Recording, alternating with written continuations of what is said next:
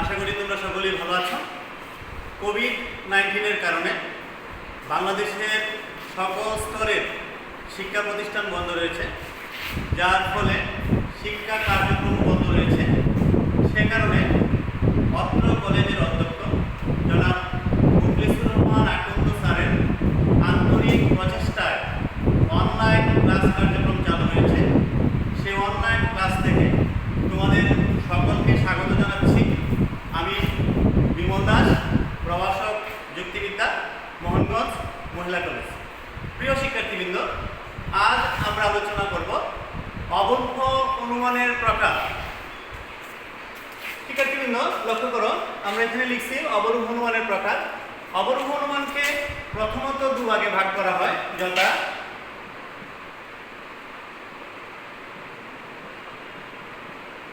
অমাধ্যম অনুমান, মাধ্যম অনুমান। তো আমরা জানলাম যে অবরূঢ় অনুমানকে প্রথমত কয় ভাগে ভাগ করা হয়? দুভাগে। একটি হলো অমাধ্যম অনুমান এবং অপরটি হলো মাধ্যম অনুমান। এখন আমরা জানব যে অমাধ্যম অনুমান কি এবং মাধ্যম অনুমান কি।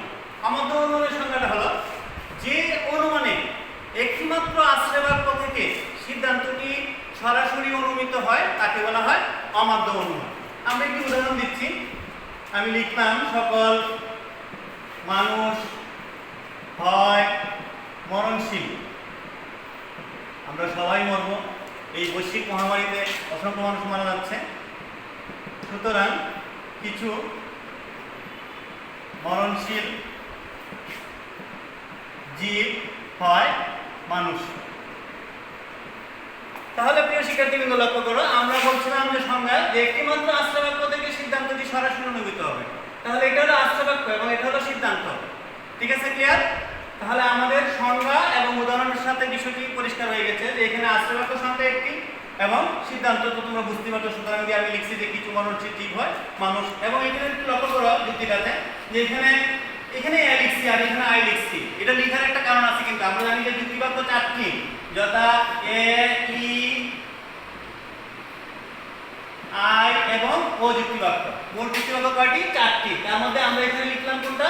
এ বাক্য লিখলাম এবং আই বাক্য লিখলাম। কেন লিখলাম? কারণ আমরা জানি যে যুক্তিবাক্য, চারটা যুক্তিবাক্যকে আবার প্রথমত দুভাগে ভাগ করা হয়। এ এবং আই হলো সদর্থক, আর ই এবং ও হলো তোমার নিয়র্থক, মানে নাবোধক। একটা ইতিবাচক আর একটা নেতিবাচক। তাহলে এখানে দুটো বাক্য কিন্তু ইতিবাচক। আমরা এখানে সংযোগ দিচ্ছি হয়। কেন সংযোগ বলছি? কারণ যুক্তিবাক্যে আমরা জানি যে প্রত্যেকটা যুক্তিবাক্যে দুটো পদ থাকে, একটা উদ্দেশ্য পদ আর একটা বিধেয় পদ। এবং মাঝখানে যে চিহ্নটা সেটা হলো উদ্দেশ্য এবং বিধেয়ের মধ্যে সম্পর্ক স্থাপনকারী চিহ্ন, যেটাকে বলা হচ্ছে সংযোজক। ঠিক আছে? তাহলে আমরা অমাধ্যম অনুমান জানলাম।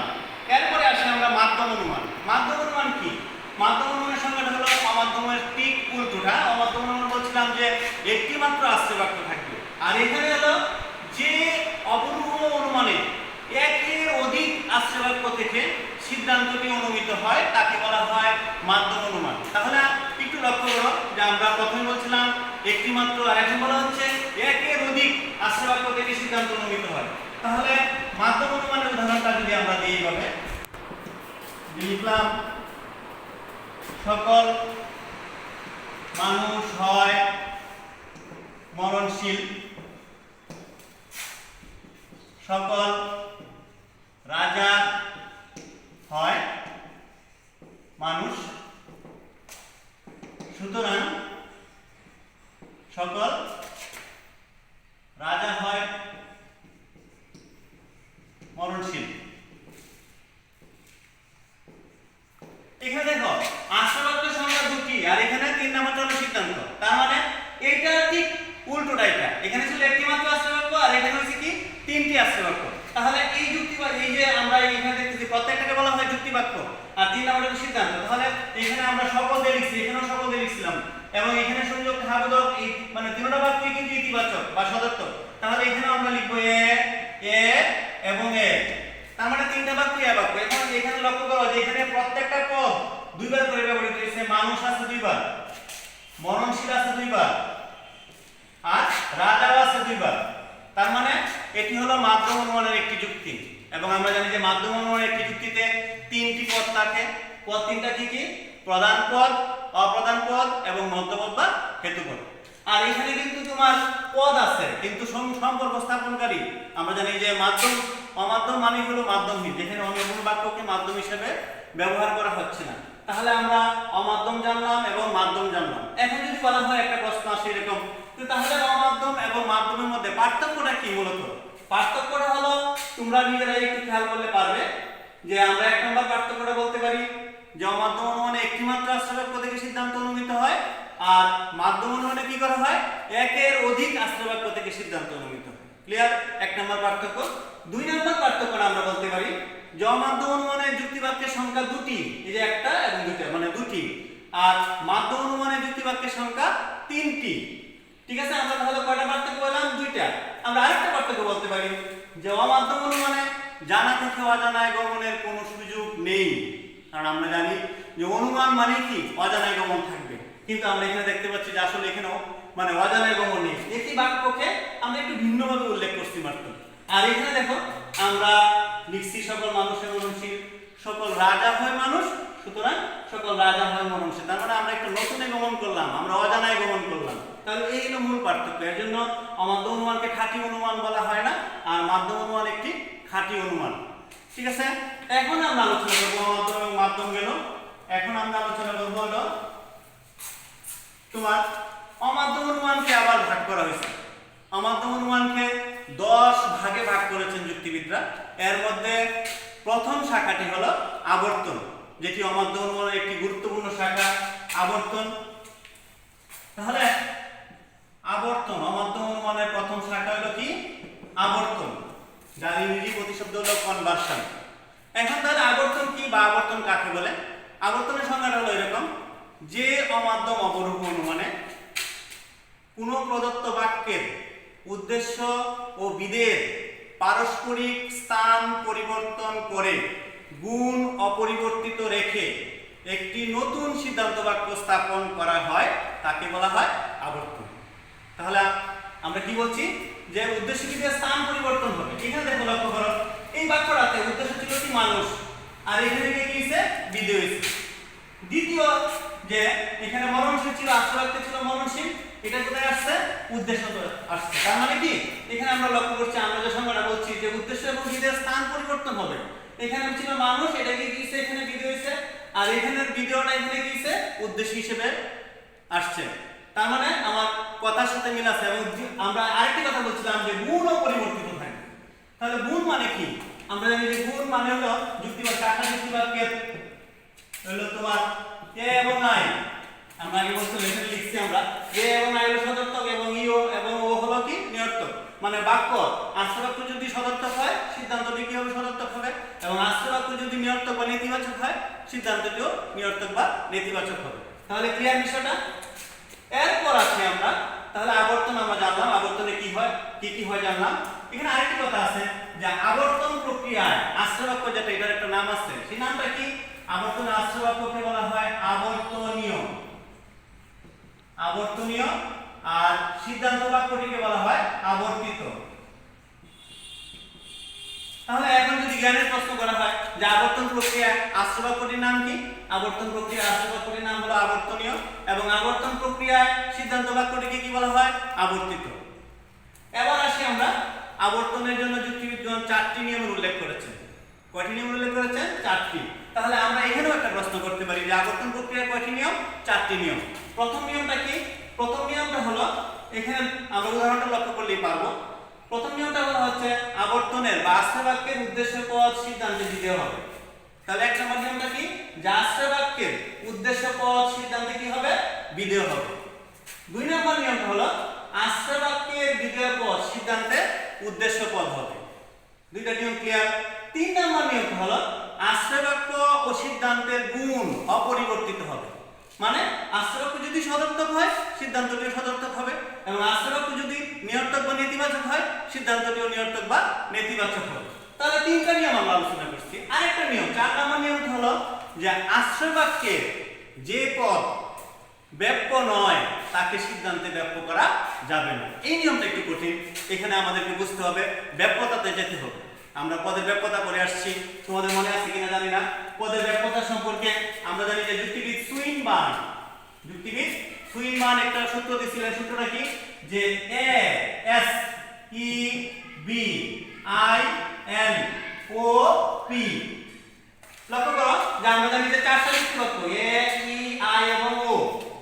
তাহলে এর সাথে এস লিখলাম কেন? স্মল লেটার যেটা, এটা হলো পদ নির্দেশ করতেছে। এস দিয়ে আমরা সাবজেক্ট মিন করতেছি, যে তার মানে এ বাক্যের উদ্দেশ্যপদ মানে সাবজেক্ট, উদ্দেশ্যপদ ব্যাপ্য। ই বি বি মানে বোধ, মানে ই বাক্যের দুটি পদী ব্যাপ্য, উদ্দেশ্যপদ বিটা দুটি পদী ব্যাপ্য।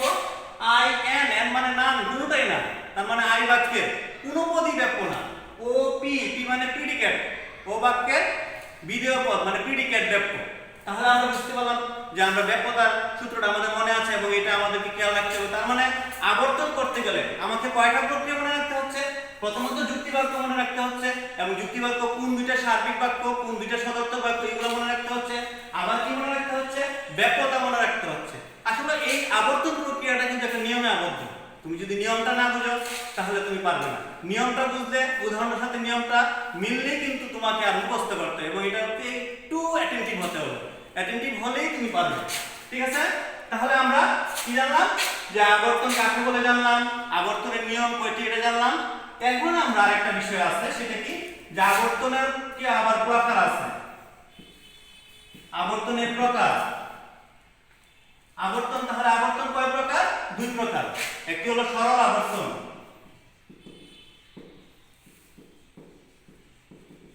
একটি হলো কি সরল আবর্তন, আর একটি হলো অসরল আবর্তন। তাহলে আবর্তন কয় প্রকার? দুই প্রকার। আমরা জ্ঞানের প্রশ্ন যদি বলে যে আবর্তন কয় প্রকার? দুই প্রকার। একটি হলো সরল আবর্তন, আর একটি হলো কি অসরল আবর্তন। তাহলে এখন আমরা জানবো যে সরল আবর্তন কাকে বলে। তাহলে আবার সরল আবর্তন হলো যে আবর্তনে আশ্রয় বাক্য ও সিদ্ধান্তের পরিমাণ এক থাকে। আশ্রয় বাক্য সিদ্ধান্তের পরিমাণ কি? এক থাকে। এখানে আমরা লিখছিলাম সদর্থক নিয়ন্ত্রক। তাহলে পরিমাণটা কি? পরিমাণও আছে তোমার। এ এবং ই বাক্য হলো সার্বিক, আর আই এবং ও হলো বিশেষ। আই এবং ও বাক্য হলো কি? বিশেষ বাক্য। তার মানে সার্বিক বাক্য মানে কি? যখন কোনো বাক্য তার উদ্দেশ্য পদের সমগ্র ব্যক্তত্ব, ব্যক্তত্ব মানে কি? সংখ্যা বা পরিমাণ, সমগ্র পরিমাণ সম্পর্কে কোনো কিছু স্বীকার করে তাকে বলা হয় এ বাক্য। আর যখন সমগ্র পরিমাণ সম্পর্কে অস্বীকার করা হয় তাকে বলা হয় ই বাক্য। আর বিশেষ বাক্য কোনটা? যেমন এখানে আছে, মানে সমগ্র সম্পর্কে না বলে কি করা হচ্ছে? অংশ, মানে উদ্দেশ্য পদের অংশ সম্পর্কে কোনো কিছু স্বীকার করছে বা অস্বীকার করতে, সেটা বলা হয় বিশেষ যুক্তিবাচক। তাহলে আমরা আবর্তন বলছি যে এখানে সরল আবর্তন যে কি? যে আবর্তনে আশ্রয় বাক্য সিদ্ধান্তের পরিমাণ এক থাকে তাকে বলা হয় কি? সরল আবর্তন। তাহলে সরল আবর্তন হয় কোন কোন বাক্যের? ই এবং আই যুক্তি বাক্যে। সরল আবর্তন হয় কোন কোন যুক্তি বাক্যে? ই এবং আই যুক্তি বাক্যে। তাহলে অসরল আবর্তন, অসরল আবর্তন সংজ্ঞাটা হলো এটা ঠিক উল্টোটা। কি? যে আবর্তনে আশ্রয় বাক্য সিদ্ধান্তের পরিমাণ ভিন্ন হয়, এটা ছিল কি? অভিন্ন। আর এটাকে বলা হচ্ছে কি? পরিমাণ ভিন্ন হয়, তাকে বলা হয় অসরল আবর্তন। তাহলে অসরল আবর্তন হয় কোন যুক্তি বাক্যের? এ এবং আই যুক্তি বাক্যের। তাহলে অসরল আবর্তন হয় এ এবং আই যুক্তি বাক্যের। তাহলে আমরা এখানে কি জানলাম? যে সরল আবর্তন হয় ই এবং আই যুক্তি বাক্যের, আর অসরল আবর্তন হয় এ এবং আই যুক্তি বাক্যের। তাহলে আমরা কি কি জানলাম? যদি বলা হয় আবর্তন কত প্রকার? দুই প্রকার, সরল আবর্তন এবং অসরল আবর্তন।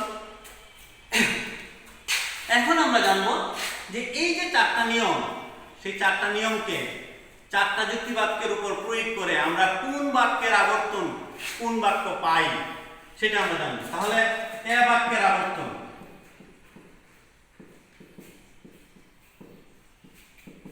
এ বাক্যের আবর্তন আমরা জানি যে এ বাক্য কি?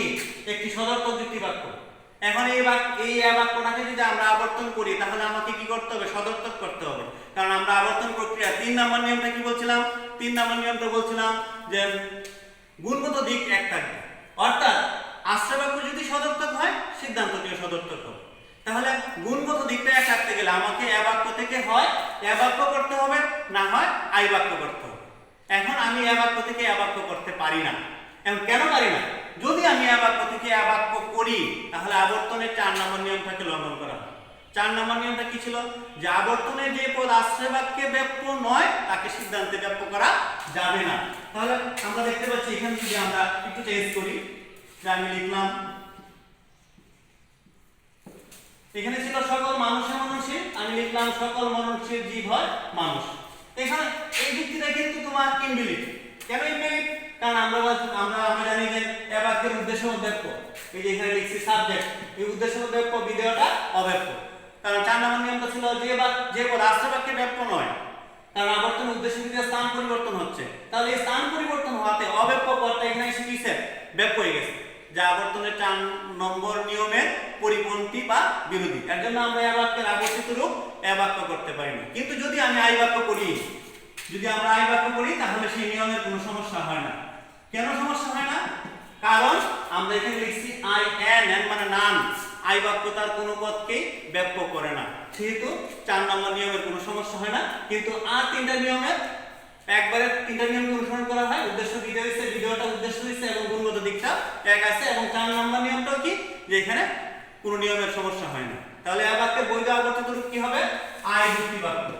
এরপরে আসি আমরা ই বাক্যের আবর্তন। তাহলে ই বাক্যের আবর্তন যদি আমি করি, ঠিক একইভাবে ই বাক্য একটি নিয়ন্ত্রক যুক্তি বাক্য, আমরা এখানে লিখছি ই বাক্য একটি নিয়ন্ত্রক যুক্তি বাক্য। এখন আমরা একটিমাত্র আশ্রয় বাক্য থেকে সিদ্ধান্তে যাব। এখন যদি আমি ই বাক্য একটা প্রথমে লিখলাম, আমি একটা ই বাক্য লিখলাম যে কোন মানুষ নয় অমর, কোন মানুষ নয় অমর, এটি হলো একটা ই বাক্য। কারণ ই বাক্যে আমরা কি করি, কোন দিয়ে শুরু করি। তোমাদের পরিমাণ সূচক শব্দগুলো মনে আছে কিনা জানি না। এই বাক্য আমরা সকল দিয়ে লিখি, ই বাক্য কি দিয়ে লিখি, কোন দিয়ে লিখি। তাহলে এই আমাকে কি করতে হবে, এই আশ্রয় বাক্য থেকে সিদ্ধান্তে যেতে হবে। এখন আমাকে দুইটা অপশন, হয় ই বাক্য থেকে ই বাক্য করতে হবে, না হয় ও বাক্য করতে হবে। কিন্তু আমি ও বাক্য পারি না। কারণ ও বাক্য কেন পারি না? কারণ ও বাক্যের একটা পদ ব্যক্ত আর একটা অব্যক্ত। এর জন্য আমাকে কি করতে হবে, ই বাক্য থেকে ই বাক্যই গমন করতে হবে। তাহলে ই বাক্যের বৈধ আবর্তিত রূপ কি হবে? কোন অমর জীব নয় মানুষ, কোন অমর জীব নয় মানুষ। তাহলে এই বাক্যের আবর্তিত রূপ কি পেলাম আমরা? ই বাক্যই পেলাম। এরপরে আছে কি আই বাক্য। আই বাক্য, আই বাক্য কি? সদর্থক যুক্তি বাক্য, যে আমরা লিখছি জোড়া জোড়া। আই বাক্য কি? সদর্থক মানে ইতিবাচক বাক্য। তাহলে আই বাক্য যদি আমি, যেহেতু আমরা জানি আই বাক্য সদর্থক, তাহলে একে আবর্তিত করতে গেলে আমাকে সদর্থক কি করতে হবে? অর্থাৎ আই বাক্য থেকে হয় আমাকে এ বাক্য করতে হবে, না হয় আই বাক্যই করতে হবে। কিন্তু আমি এ বাক্য করতে পারবো না। কেন পারবো না? কারণ এই যে লক্ষ্য করো, এখানে এ বাক্যের একটা পদ ব্যক্ত আর একটা অব্যক্ত, কিন্তু আই বাক্য তার কোনো পদ কি ব্যক্ত করে না। সেহেতু আমরা যদি লিখি ভাবে যে কিছু মানুষ, আই বাক্যের সংযোগ চিহ্ন হাবোধক হবে, কিছু মানুষ হয় অমর, সুতরাং কিছু অমর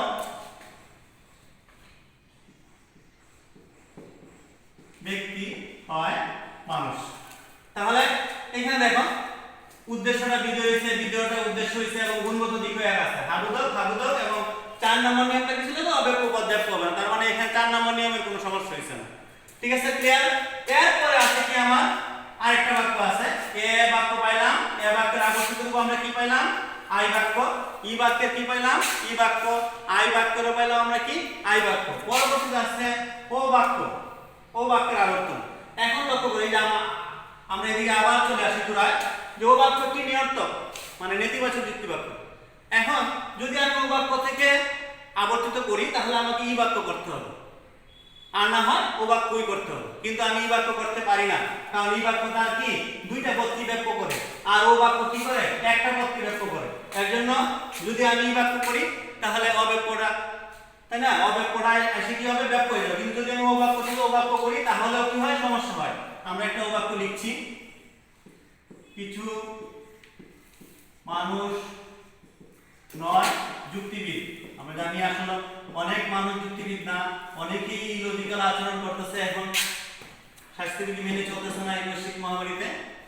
সুতরাং কিছু যুক্তিবিদ নয় মানুষ। তাহলে দেখো এখানে উদ্দেশ্যটা বিধেয় হইছে, বিধেয়টা উদ্দেশ্য হইছে, গুণগত দিকটাও একটা আছে, 3টা নিয়মকে অনুসরণ করা হয়েছে। কিন্তু একটা সমস্যা হয়ে গেছে। কি সমস্যা হয়েছে? কারণ ও বাক্যে বিধেয়টা ব্যক্ত, এটা ব্যক্ত, আর এই পদটা কি? অব্যক্ত। এই অব্যক্ত পদটা এখানে যে কিছে বিধেয় হিসেবে ব্যবহারের ফলে ব্যক্ত হয়ে গেছে। যা আবর্তনের 4 নম্বর নিয়মের পরিপন্থী, যার দরুন ও বাক্যের বৈধ আবর্তন সম্ভব নয়। তাহলে আমরা আবর্তন প্রক্রিয়া 4টা যুক্তি বাক্যের আবর্তন প্রক্রিয়ার মধ্যে আমরা কি জানলাম যে এ বাক্যের আবর্তিত রূপ হয় আই বাক্য, ই বাক্যের আবর্তিত রূপ হয় ই বাক্য, আই বাক্যের আবর্তিত রূপ হয় আই বাক্য এবং ও বাক্যের আবর্তন সম্ভব নয়। এখন এটাকে আমরা একটা ছক আকারে দেখাতে পারি। আমরা যদি একটা ছক করি তোমরা সহজেই বুঝতে পারবে। আমি লিখলাম আশ্রয় বাক্যকে কি বলা হয় আবর্তনীয়, আর সিদ্ধান্তকে বলা হচ্ছে কি আবর্তিত।